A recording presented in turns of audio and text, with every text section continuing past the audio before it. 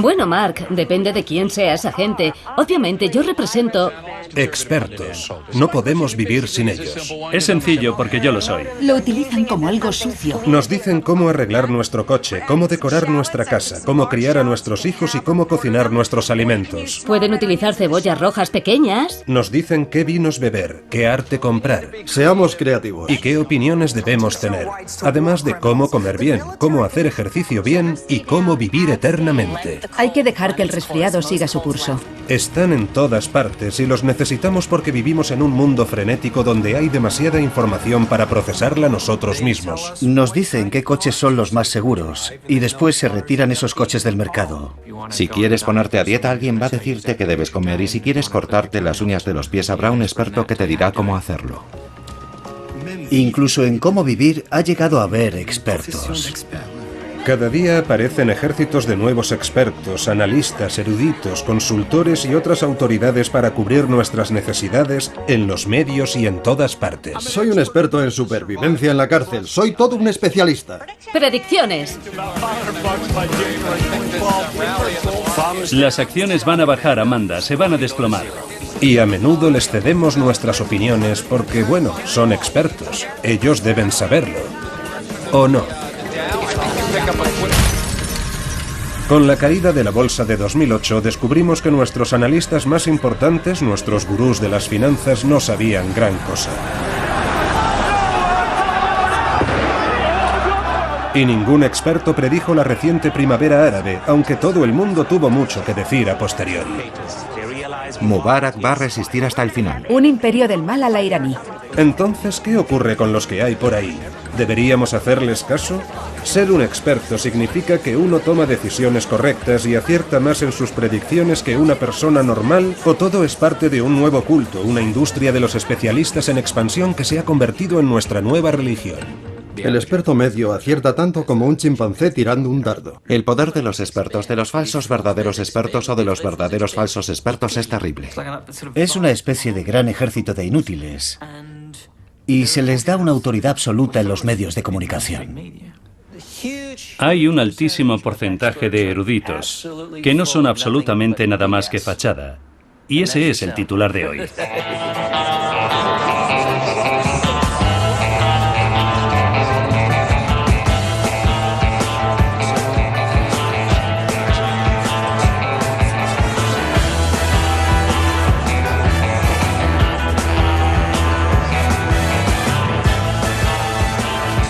Ya va siendo hora de examinar a los expertos y comprobar hasta qué punto son fiables. Y vamos a empezar por unos que intimidan a casi todo el mundo. Los especialistas en vinos, cuyos juicios desde su Olimpo nos dicen a los simples mortales lo que debemos beber para formar parte de la élite de los entendidos. De todos los especialistas, estos se encuentran entre los más arrogantes. Toman un sorbo de vino y declaran que tiene aromas de madera con un toque de regaliz y piedra seca. ¿Pero saben realmente los expertos en vinos de qué están hablando? Un buen lugar para averiguarlo es Francia, en el Valle del Loira.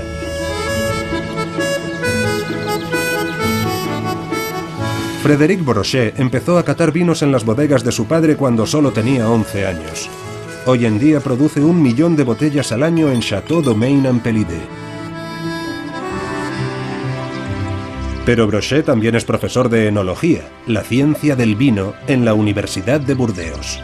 Dice que la mayoría de los expertos en vino son incapaces de distinguir un gran caldo de uno normal, y lo ha demostrado con numerosos experimentos. En un estudio, Brochet pidió a 56 de estos eruditos que probaran 2 botellas de Burdeos, una etiquetada como un selecto gran vino y la otra como un vino de mesa cualquiera.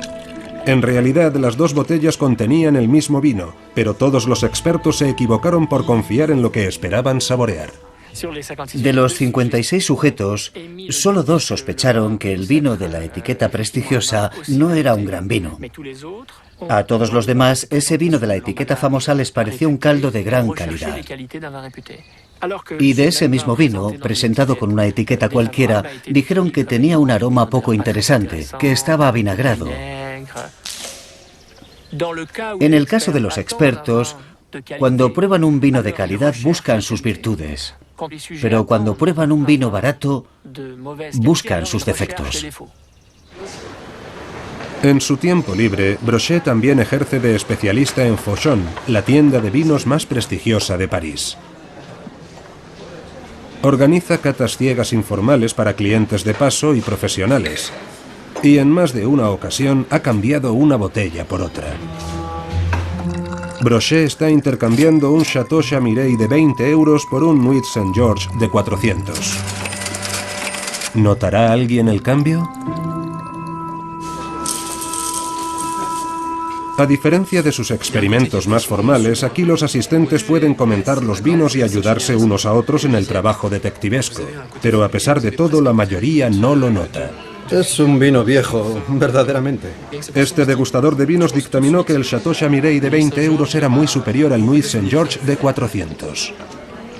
Si tuviera que ponerle nota al primer vino, le daría 12 sobre 20 al Chamiret.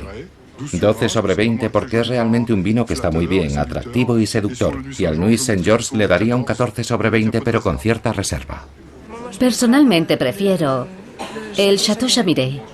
Esta persona, que no es experta, elige el mejor vino en la botella barata. Pero el joven sommelier de la tienda la corrige, aunque el equivocado sea él. ¿Que si es este el mejor vino para mí? No. El Nuit Saint-Georges es un vino mucho más complejo, apreciado por los catadores, aunque quizá no por los aficionados. Yo no podría diferenciar entre los dos, es demasiado difícil para mí. En un famoso estudio, Brochet demostró que los expertos ni siquiera pueden distinguir un vino blanco de uno tinto. Sirvió a otros 54 profesionales un vino blanco y uno tinto para compararlos, pero en realidad eran el mismo vino, solo que uno se había teñido de rojo con una gota de colorante.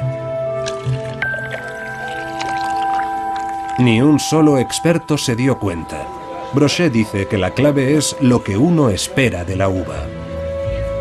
Los especialistas creyeron que el vino blanco coloreado era un vino tinto. Los únicos que notaron que era el mismo vino no eran técnicos, precisamente porque no entendían, estaban menos atentos a los olores del vino tinto. De hecho, se trataba de aquellos que nunca habían bebido vino.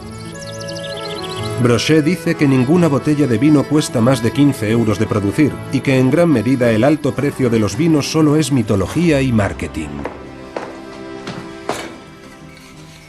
Son los catadores mismos los que crean las diferencias entre los vinos. Así que tenemos que confiar en nosotros mismos, es decir, en nuestro gusto. Pero los expertos en vinos no son los únicos que dictan nuestros gustos, y en algunos campos las cantidades de dinero en juego son muy elevadas. En el multimillonario mercado del arte es difícil saber qué pinturas tienen un gran valor y vale la pena comprarlas y cuáles son simples copias. Pero un buen experto puede ayudarnos a decidir. O eso creemos. Aunque también aquí los grandes profesionales pueden equivocarse por confiar en lo que esperan ver.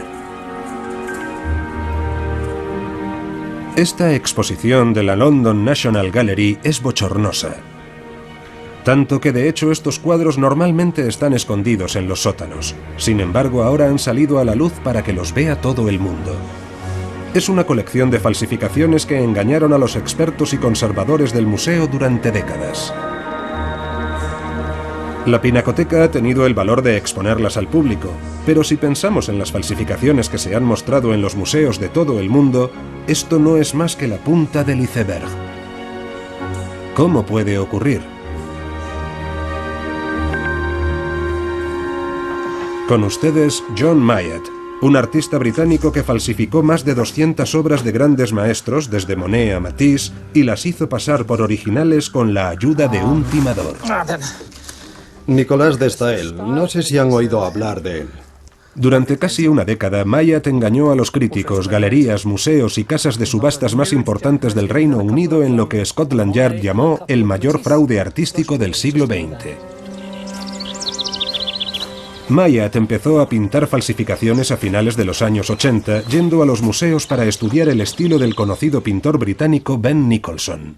Estuve observando el cuadro, pasé allí una hora o algo así, hasta que más o menos lo había memorizado entero. Me fui a casa y pinté algo, siguiendo aproximadamente la misma línea, y parece que salió bastante bien.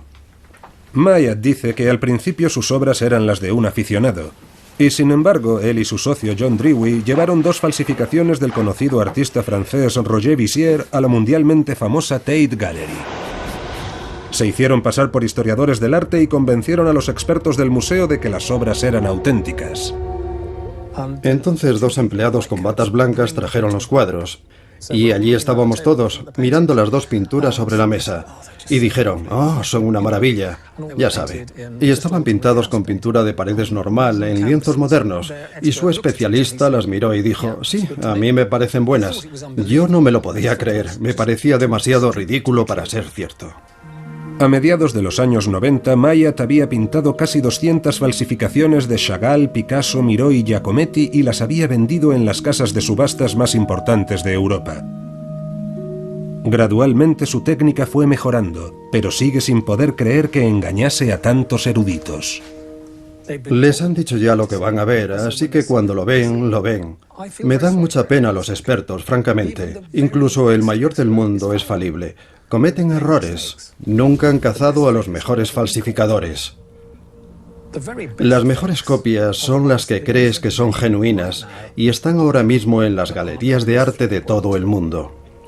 Así que no puedes saber si son falsas o no.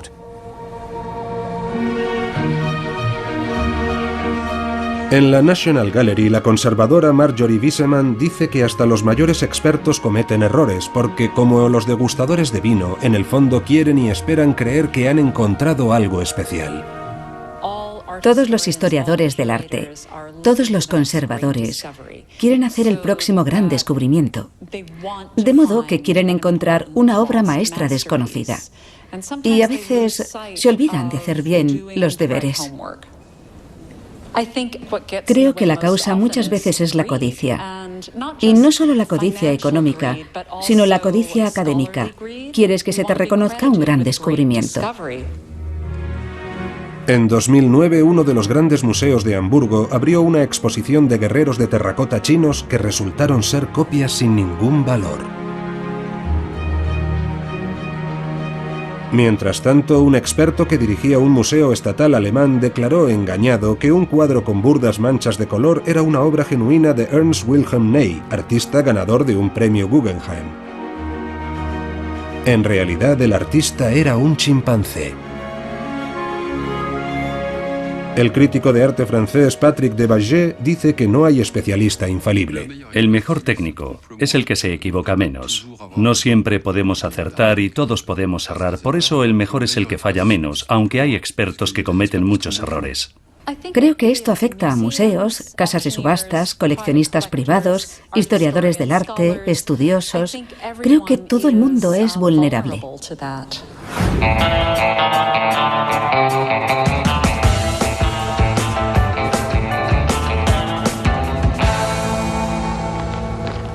Puede que el arte y el vino tengan cualidades difíciles de juzgar, pero los negocios se basan en hechos fríos y reales. Por eso hay incontables asesores empresariales y consultores de dirección cuyos consejos llenan librerías enteras. Pero ¿qué los convierte exactamente en expertos? Cuando el exconsultor de la gerencia de Matthew Stewart empezó, no tenía conocimiento alguno sobre negocios, solo una licenciatura en filosofía. Pero su jefe le dio un curso de dirección de 3 semanas que lo convirtió en experto de la noche a la mañana. Yo era un consultor accidental, digamos que caí de rebote en la compañía. La primera sorpresa que me llevé fue que mi absoluta falta de formación no importaba. Yo no sabía cómo funcionaba la bolsa. En poco tiempo, Stewart se convirtió en un consultor estrella de la Jet Set que viajaba por el mundo aconsejando a grandes empresas y gobiernos. Y en su libro El mito del directivo, por qué los expertos siguen equivocándose, explica cómo cualquiera puede hacerlo si tiene la imagen adecuada. Así que hay una serie de consejos muy simples si quieres ser un experto. Lo primero, es importante ser alto. Esa siempre es una buena forma de emitir autoridad. Lo segundo es llevar objetos brillantes de oro, cosas que muestren que eres rico. Conducir el coche adecuado, alojarse en el hotel preciso, nada vende como el éxito. Eso es muy importante para establecer que uno tiene experiencia. Demuestras tus conocimientos y tu experiencia con el resultado, con el hecho de que has vuelto esas fuerzas a tu favor. Maximizar. Minimizar. Pensamiento innovador. Para pasar por profesional de éxito, dice Stuart, también hay que hablar como ellos. Necesitas dominar determinada jerga. Así que hablaba mucho de balances finales. Decía maximizar en lugar de mejorar. No se puede decir, nuestra estrategia se basa en hacer lo que sabemos hacer bien. Dices, se basa en nuestra competencia esencial. Así es como te conviertes en experto.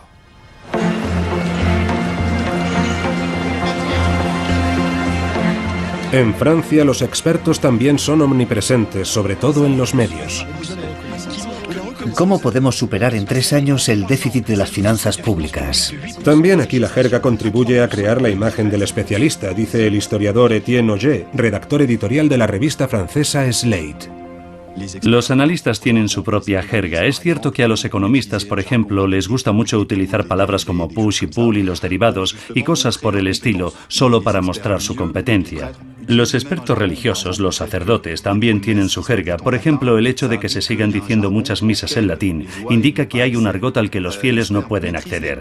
El experto utiliza unos códigos que le permiten presentarse como alguien que tiene unos poderes a los que nosotros no tenemos acceso. Otros muchos también funcionan de esta manera. Simplemente dan una idea sobre su tema, terriblemente complicada, absolutamente incomprensible para cualquiera que no sea un experto, con lo que crean una dependencia. Y a continuación, el cliente debe pagar para salir del laberinto que él mismo ha construido.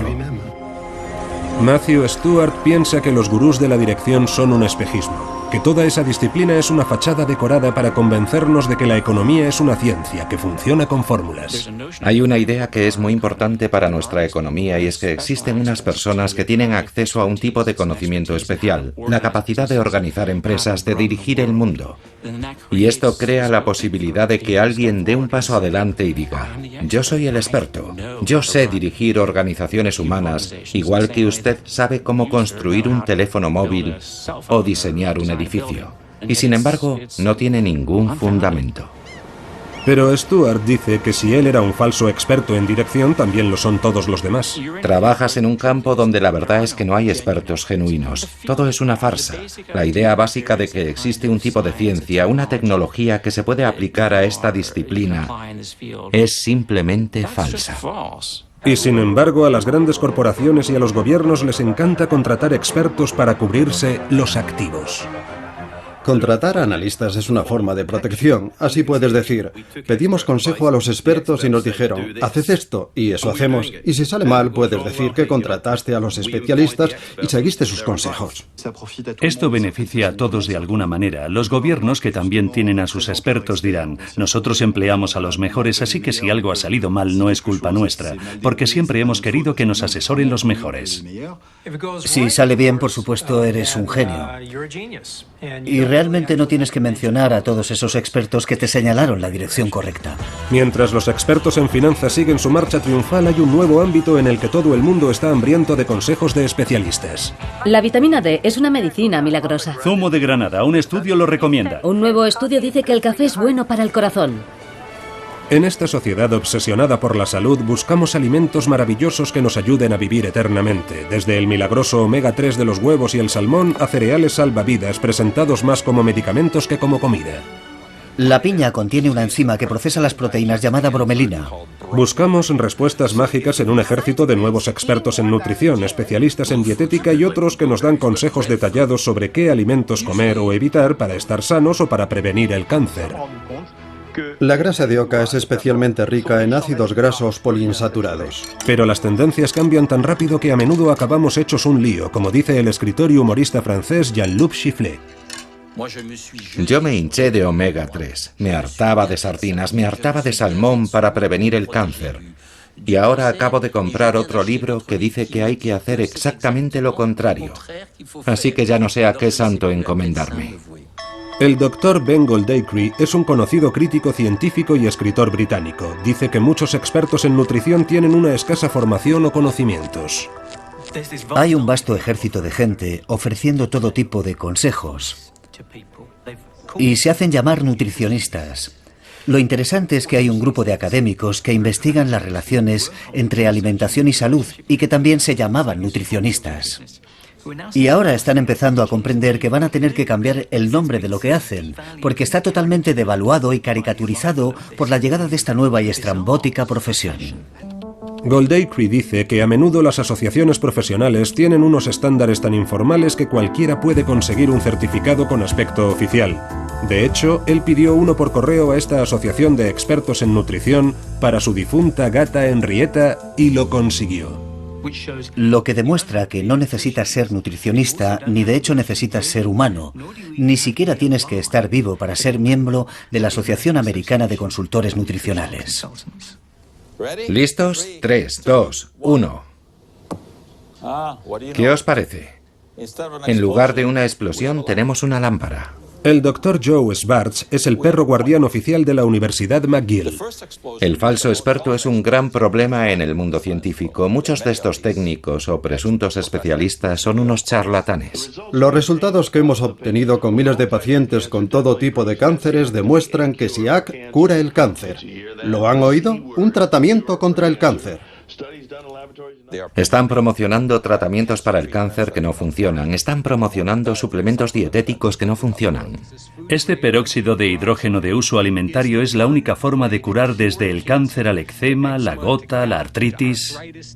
Y por supuesto solo hay que seguir el dinero para ver por qué están haciendo esto. Schwartz dice que otro problema es que también los expertos respetables son contratados para hacer estudios por industrias que pueden comprometer su imparcialidad. Una vez que te están pagando es muy difícil ser totalmente objetivo. Siempre hay un sesgo que sabes que la gente que te paga quiere que se adopte, aunque no se haya hecho explícito en ningún momento. Así que cada vez que hay dinero por medio, creo que el experto es de algún modo cuestionable. Ben Goldacre dice que el interminable desfile de especialistas que prometen resultados mágicos en los medios y en Internet nos aleja de las costumbres a largo plazo que deberíamos adoptar para estar sanos. Yo podría escribir el libro de la vida saludable del Dr. Goldacre como un libro de consejos diarios y diría exactamente lo mismo en las 365 páginas. Tienes que comer más fruta y más verdura todos los días durante 70 años. Y lo siento mucho, de verdad. Siento que tenga que ser durante 70 años y siento que su cura de adelgazamiento de 5 días no funcione, pero esa es la realidad. Y creo que si le dices a la gente que esa dieta de 5 días funciona, pensarán, bueno, puedo tomarme una bolsa de patatas y quedarme viendo la tele en lugar de ir al gimnasio.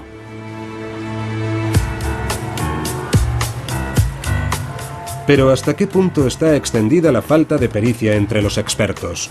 Christopher Cerf es uno de los fundadores de National Lampoon. Víctor Navasky es exdirector del semanario The Nation. Estos dos hombres dirigen el Instituto de Expertología, una institución ambulante que va donde quiera que hagan falta expertos sobre los expertos. ¡Voilà! El Instituto de Expertología. Juntos han escrito un libro que reúne las grandes predicciones de expertos de todos los tiempos. Por ejemplo, el mercado bursátil ha alcanzado una meseta permanente. Irving Fisher, economista de fama mundial, justo antes del crack bursátil de 1929.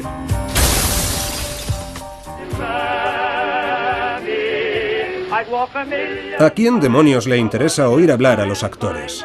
Los hermanos Warner, 1927. En 1962, un ejecutivo de la discográfica Decca rechazó a un grupo musical diciendo: «No nos gusta cómo suenan. Los grupos de guitarras están pasados de moda». Después de oír a los Beatles.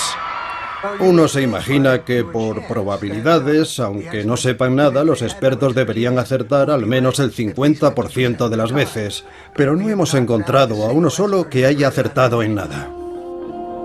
Está bien, puede que exagere un poco, pero en su libro sobre predicciones han demostrado que a los genios militares no les va mucho mejor que a otros expertos. Wellington es un mal general. Esto habrá terminado para la hora del almuerzo. Napoleón antes de perder en Waterloo. No son capaces de acertarle a un elefante a esta distancia. Últimas palabras del general John Sedgwick, Guerra de Secesión Americana. Christopher Cerf dice que en los medios de comunicación han brotado expertos como champiñones en gran parte porque la televisión los necesita para los canales que emiten las 24 horas sin interrupción.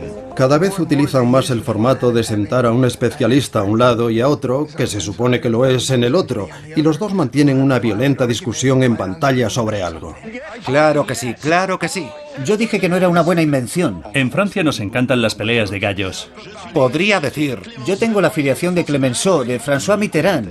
Nos encantan las batallas de expertos. Solamente tiene que haber un poco, una pequeña dosis de violencia, siempre controlada, pero violencia, porque eso nos permite ver una verdadera batalla de eruditos. Usted es un pequeño fascista, Monsieur Semouk. Vamos, siempre lo mismo. Si hay una tercera opinión, eso complica las cosas. Es como en el fútbol, que nadie está con el árbitro. ¿Hay más de dos lados en cualquier cuestión? Supongamos que una persona dice 2 y 2 son 7 y la otra persona dice 2 y 2 son 5. ¿La verdad está en el punto medio? ¿Son 6? El redactor científico de Atlantic Magazine, David Friedman, dedicó 2 años a estudiar las predicciones de los expertos y su fiabilidad en muchos campos. Su conclusión, que se equivocan un número asombroso de veces. Normalmente los expertos se equivocan, es así de simple. Lo sorprendente es que se puede decir exactamente cuántos se equivocan, y es que por término medio, 2 de cada 3 estudios publicados por revistas médicas acaban cometiendo errores. Y está hablando de respetados eruditos académicos, pero hoy en día se nos dice que busquemos un experto para casi todo. Necesitamos un técnico en instalación para conectarnos la televisión y un especialista en color para pintarnos las paredes. Ahora mismo los grises se llevan mucho. Y un experto en relaciones para salvar nuestro matrimonio. No se puede mentir y cuando estás casada, estás casada. Por no mencionar los consultores a los que confiamos nuestro dinero y las finanzas de nuestros gobiernos, especialistas en una supuesta ciencia que en realidad es falsa a juzgar por los resultados. Los economistas han estudiado el índice de errores en publicaciones económicas y han concluido que está muy cerca del 100%. Prácticamente todos los estudios publicados en la prensa económica se equivocan. Pero los economistas rara vez piden disculpas. Aunque se les muestren pruebas documentales, nos explicarán que ellos no se han equivocado, sino que el mercado es volátil y no es lo mismo. Ellos son racionales, pero el mercado no se comporta racionalmente, así que ellos tienen razón, no el mercado. Cuando la burbuja económica estalló en 2008, el canadiense William White era el economista jefe del Banco Internacional de Pagos, una especie de banco central de los bancos centrales. Ahora en París, White dice que ni siquiera los mayores analistas financieros fueron capaces de ver más allá de sus teorías favoritas. Creo que los expertos a lo largo de los últimos años han hecho un trabajo espantoso. Pensaron que la economía era una ciencia y la verdad es que no lo es. La economía depende en gran medida del comportamiento humano. Nos iría mucho mejor si los expertos empezaran por reconocer lo poco que sabemos sobre el funcionamiento de esta disciplina. La economía no se basa en algo racional, es una ciencia humana y los seres humanos no son racionales. No se puede pronosticar el comportamiento de la gente para dentro de un mes, ni de 3 años, ni de 5. Cuando se trata de predicciones de expertos, la regla es: si sale cara, gano yo, y si sale cruz, olvidamos la apuesta. Uno no pierde el estatus de gurú simplemente porque su conjetura sea un desastre. Gardner señala que en una ocasión la revista The Economist hizo un estudio comparando 10 años de predicciones de un variado abanico de expertos sobre la economía y la inflación. Y entre estos individuos había presidentes de corporaciones, economistas, gente muy respetada y también varios basureros de Londres. Y pasados 10 años, los que presidían la mesa eran los basureros londinenses. Seguimos teniendo esta idea del gran experto que puede encontrar soluciones que nosotros no podemos ver. Una especie de Superman que hace magia. Ese es el verdadero atractivo del experto. Mientras tanto, continúa el reinado del error, desde las decisiones más triviales a la mayor compra de nuestra vida.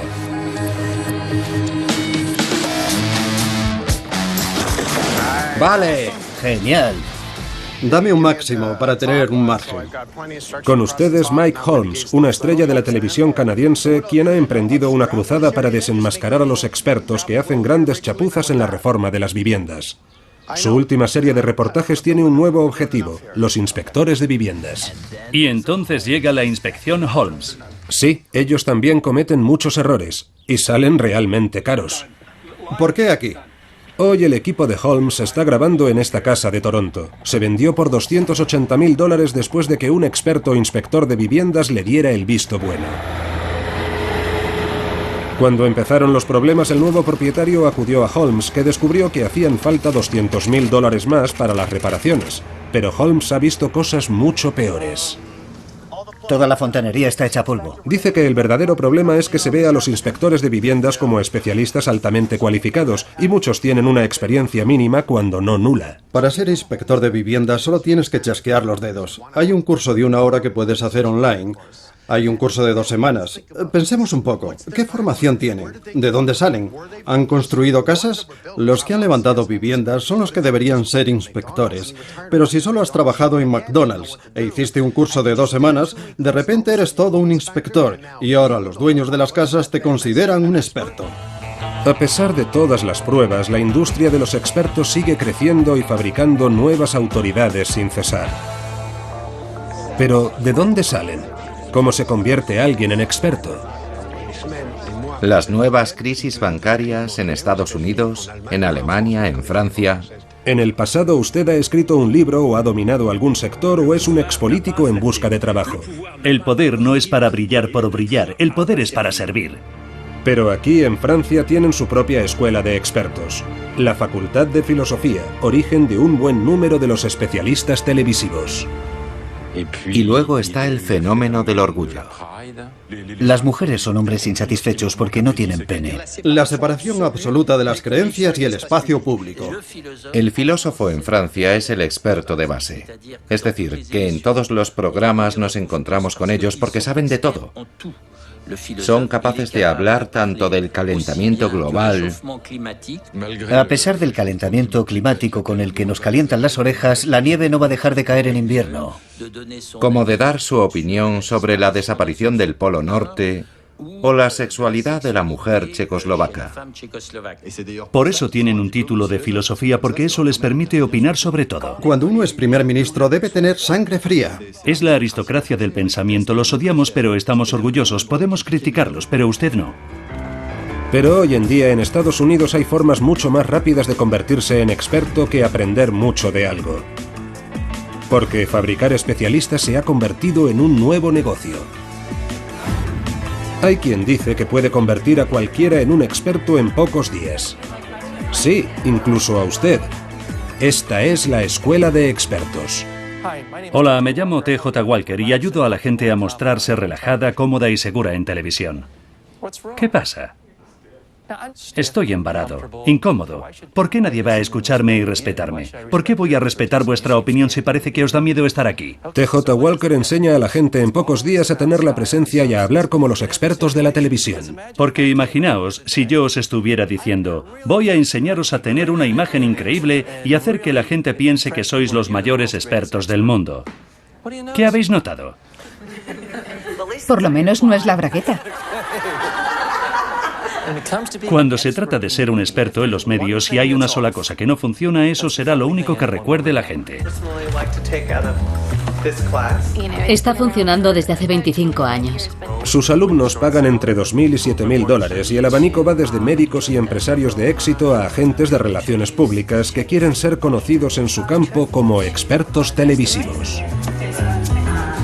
Como Sarah Harding, que fue Miss Fitness y ahora intenta darse a conocer como erudita televisiva en ejercicio físico. Totalmente. Me encantaría ser experta. Quiero que la gente me vea como una experta en mi especialidad.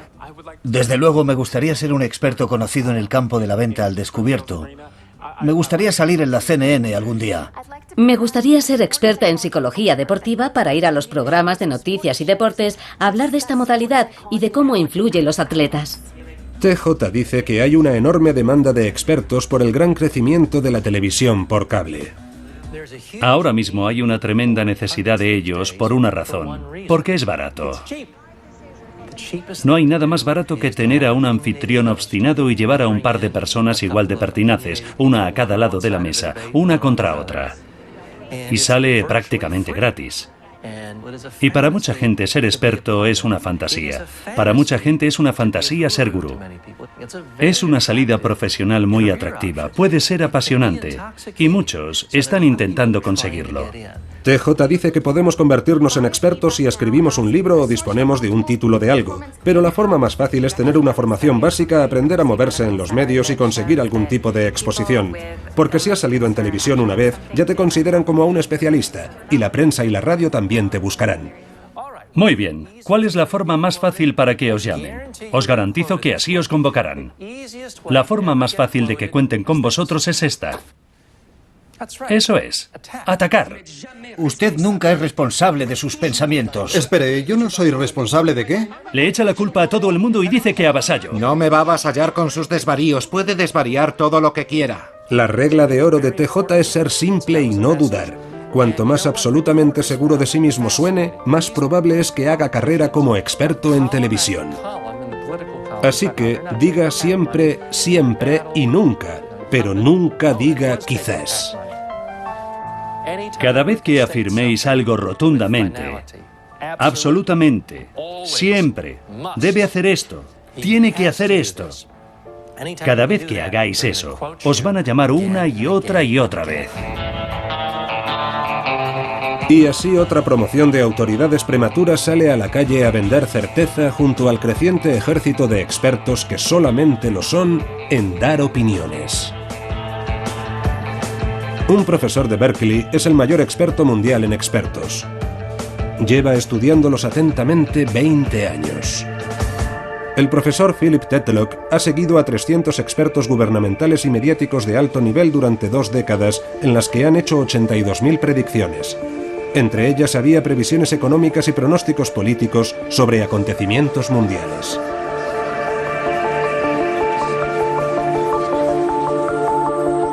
La conclusión es que a los expertos apenas les fue mejor que a monos lanzando dardos. Es como hacer suposiciones al azar. Y cuanto más famosos son y más seguros están, más a menudo se equivocan. Los peores, aquellos cuyas predicciones se alejaron más de la realidad, tenían opiniones muy tajantes. La fórmula para equivocarse totalmente es tener opiniones muy tajantes. No estar dispuesto a revisarlas ante nuevas evidencias y hacer pronósticos sobre un futuro lejano. Vamos a ver unos índices de desempleo al nivel de la depresión de un 22 a un 25%. $200 un barril de petróleo. Bien, Stearns, está bien, no retiren su dinero. Y si se da la combinación de todas esas cosas, te das el batacazo. Tenemos a los eruditos que nos dan las respuestas más equivocadas y nos las ofrecen con la mayor certeza. Es a ellos a quienes citan los medios de comunicación y son los que más se confunden. De modo que si eres sensato y admites que todo tiene múltiples caras, no te contrata. Por lo tanto, nadie te oye, así que no eres un experto.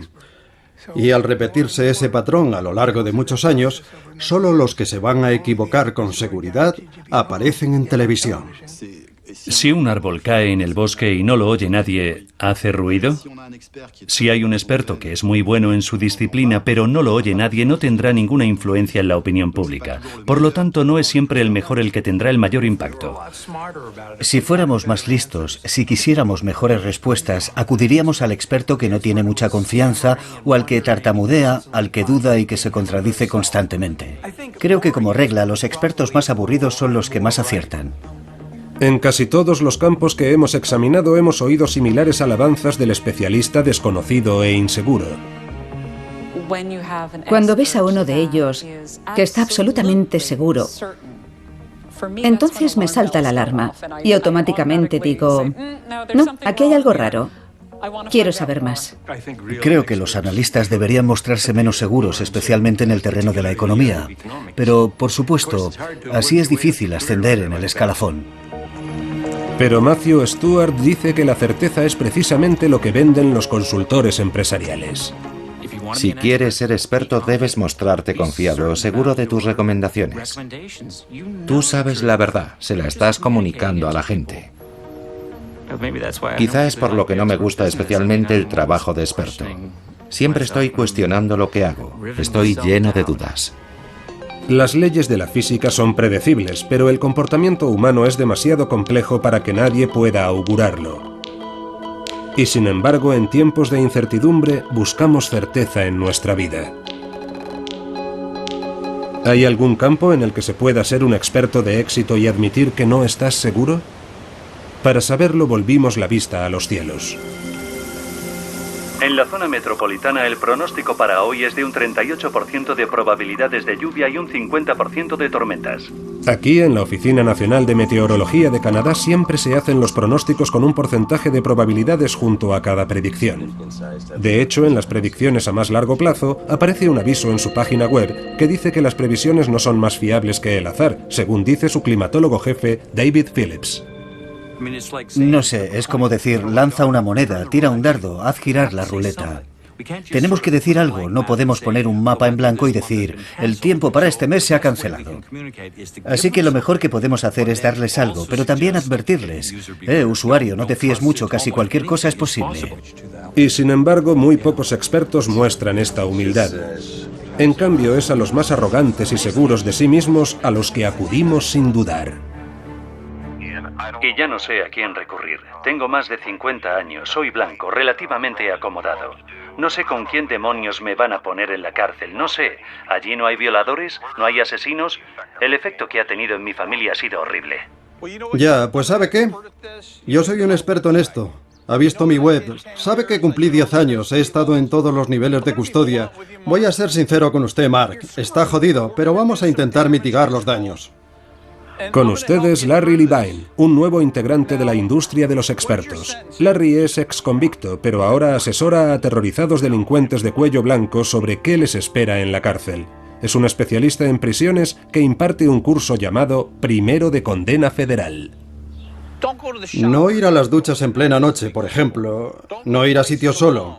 No son los otros reclusos los que tienen que preocuparle. Deberían preocuparle los guardias. Cuando le digo lo que va a pasar en la cárcel, al otro lado de la verja, tiene que confiar en mí, porque soy un experto. ¿Quién puede decir si los consejos de Larry realmente funcionan? Pero muchos clientes están desesperados por creerle, porque tienen miedo y no tienen a quién recurrir. Y quizás sea por eso por lo que todos acudimos a los expertos.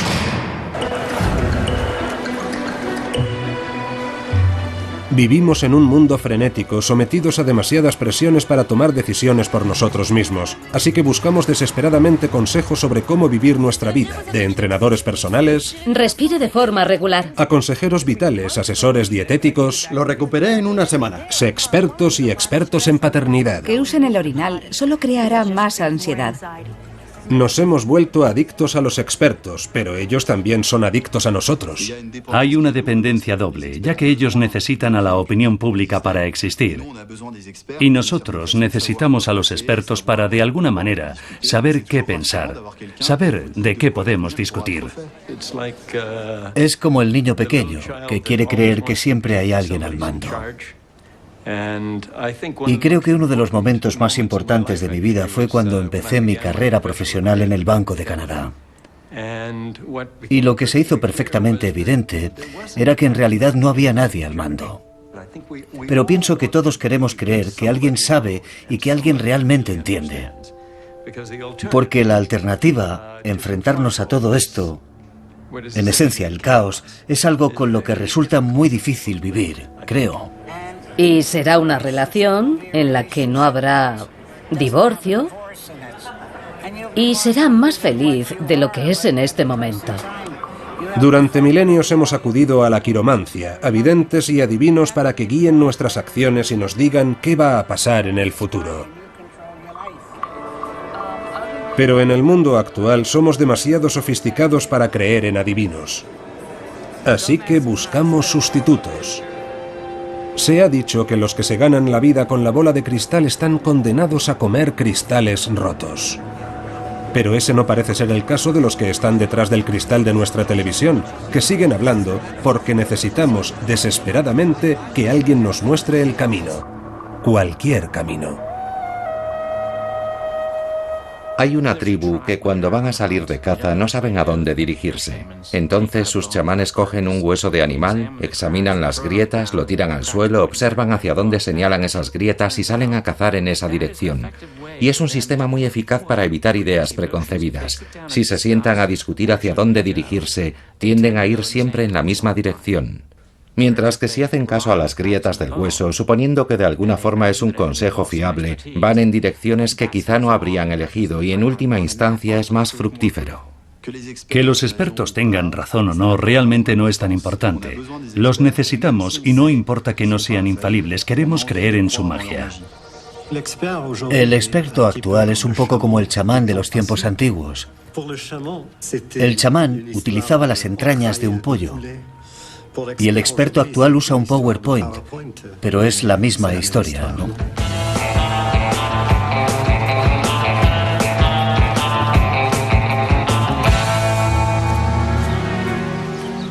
De vuelta en Inglaterra, finalmente el falsificador John Myatt fue capturado por la policía y condenado a 1 año de cárcel, pero cuando salió le esperaba una sorpresa. El inspector de Scotland Yard que había detenido a Myatt le encargó un retrato de familia, y lo mismo hicieron el fiscal y otros funcionarios judiciales que habían quedado impresionados por su insólito talento. Actualmente Myatt se gana bien la vida vendiendo sus falsificaciones honradamente a través de su empresa Falsificaciones Legítimas. Ahora está pintando esta copia de Monet para Ronnie Wood de los Rolling Stones. Una de las figuras tendrá su cara. Pero Myatt sigue engañando a los expertos. La policía cree que 120 de sus 200 falsificaciones siguen en circulación en manos de coleccionistas privados, tratantes de arte y quizá museos. Y Myatt prefiere dejarlo así. Bueno, si lo tienen y disfrutan teniéndolo y todo el mundo piensa que es auténtico, incluidos los expertos, ¿por qué demonios iba a ir nadie a decirles, ¿sabe qué? Lo he pintado yo? Así que quizás sí que sirva de algo recibir un mal consejo de un experto si quedamos satisfechos con el resultado. Pero por supuesto siempre habrá otro en algún sitio que tenga un punto de vista totalmente diferente.